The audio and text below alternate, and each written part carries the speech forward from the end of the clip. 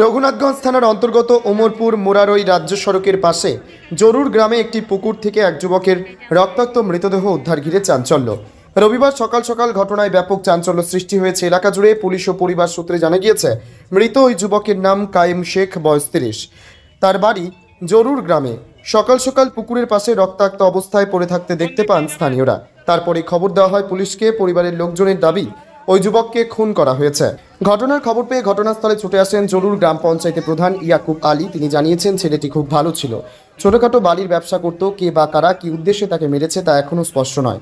প্রশাসনের দৃষ্টি আকর্ষণ করে ঘটনার তদন্ত করে দোষীদের কঠোরতম শাস্তির দাবি জানিয়েছেন পঞ্চায়েত প্রধান। যদিও পুলিশ জানিয়েছে মৃতদেহ উদ্ধার করে ময়নাতদন্তে পাঠানো হয়েছে। পুরো বিষয়টি তদন্ত করে দেখা হচ্ছে। সকাল সকাল এমন ঘটনায় ব্যাপক চাঞ্চল্য ছড়িয়েছে এলাকায়।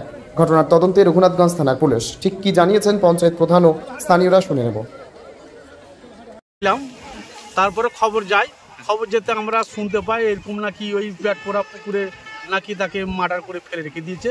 তাই জনসাধারণের খবর পেয়ে আমরা শুনে দৌড়ে এলাম। আপনারা অনুমান কি করছেন? আমরা অনুমান করছি এটা যাও কোনো পরিকল্পনা করে তাকে মার্ডার করা হয়েছে। এই জায়গাটা কোথায়? এই জায়গাটা হচ্ছে পেট পোড়া বলে একটা জরুর। কাউকে কি সন্দেহ করছেন আপনারা? চোখে না দেখলে কাকে সন্দেহ করবো বলেন? চোখে তো দেখিনি। যেটা মারা গেছে আপনার কে হয়? আমাদের একদিকে মানে ভাই সম্পর্কে ভাই হয়। যে মারা গেছে তার নামটা কি? যে মারা গিয়েছে তার আসল নাম হচ্ছে কায়েম শেখ, ডাক নাম হচ্ছে রকি শেখ। বয়স ওনার হলে আপনার না বেশি হবে, মোটামুটি 30-35 এরকম হবে। ঠিক আছে। আপনার নাম? আমার নাম জাবের আলী।